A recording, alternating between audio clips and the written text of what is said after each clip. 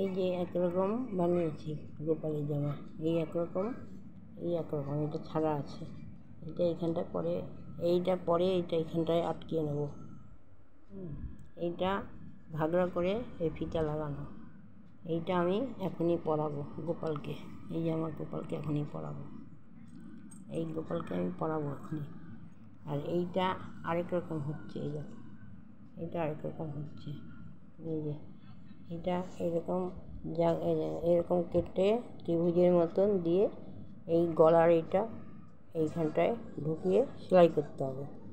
ঢুকিয়ে সেলাই করে এইখানটায় কুচি কুচি দেবো, কুচি কুচি দিয়ে এটা পিঠের মধ্যে পড়বে, এটা পিঠের মধ্যে পড়বে। তোমাদের এইটাও দেখাবো, তাই এইটা পরাচ্ছি সেটা দেখো, এইটা পরাচ্ছি সেটা দেখো।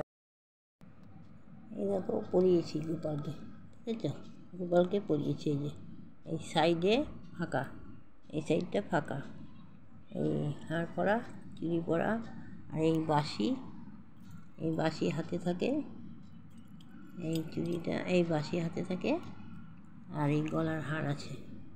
এভাবে পরেছি, সাজিয়েছি গোপালকে। দেখো কি সুন্দর লাগছে গোপালকে দেখে, কত সুন্দর।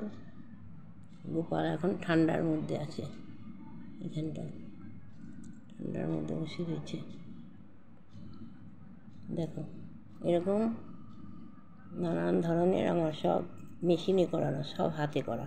আমি গোপালকে এইভাবে হাতে পরাই, এইভাবে করে করে দেখো পেছনটাও দেখো, এইভাবে ওই ফিতাটার সাহায্যে ওইখানটায় দিয়ে গিঁটটা দিয়েছি।